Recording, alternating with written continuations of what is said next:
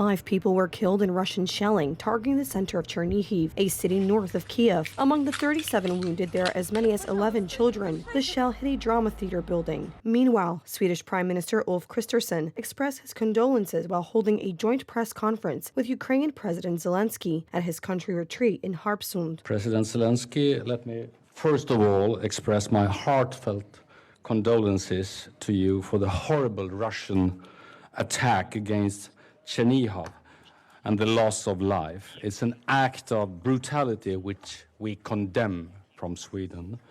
It only reinforces the need for us to stand with you in all your struggles. Sweden has been aiding Ukraine's war efforts by supplying weapons such as tanks, anti-aircraft systems, and armored Type 90 infantry fighting vehicles. As you know, since February last year, Sweden has provided Ukraine with 2.2 billion euros in bilateral support, and we will continue to provide political, military, humanitarian, and financial support in close dialogue with you and our common partners to make sure that Ukraine's needs are met for as long as it takes. In this regard, I warmly welcome today's statement of intent, signed here just a few minutes ago at Harpsund, a concrete sign of the joint desire of Sweden and Ukraine to strengthen cooperation on production,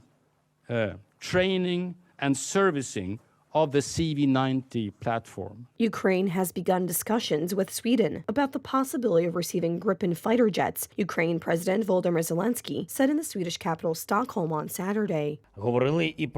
We talked about another strong Swedish machine, Gripen fighter jets. This is Sweden's pride. I am sure that the Gripens would better protect our freedom. Ukrainian pilots have already started test flights on Gripens. I will be meeting today with the parliament speaker and with the representatives of all the political parties. I will raise this question as one of the most important in protecting our skies. Swedish Defense Minister Pål Jonson said on Tuesday that the government was planning a new $313.5 million military support package to Ukraine, consisting mainly of ammunition and spare parts to previously delivered weapon systems. The package will be Sweden's 13th to Ukraine since the start of the war, taking the total value of the Nordic country's aid to $1.8 billion. The head of Ukraine's security service, Vasyl Maluk, gave details of the first bridge attack in Crimea, carried out on October 8th of last year. He assured that he personally devised the operation together with 2 trusted colleagues. He described how the security service of Ukraine decided to hide a load of hexogen, also known as RDX, in a truck and mask the tanks with the explosive substance in rolls of cellophane film of such volume that the tanks would not be detected by scanning devices. In this way, the equivalent of 21 tons of TNT was hidden in the truck. After the first attempt, the security service of Ukraine immediately began developing a new attack on the bridge. Ukrainian special services created a remote-controlled kamikaze craft filled with explosives, made of a unique material invisible to enemy radars, whose design provided for 3 types of control and self-destruction if necessary. The successful attack was carried out on the 17th of July.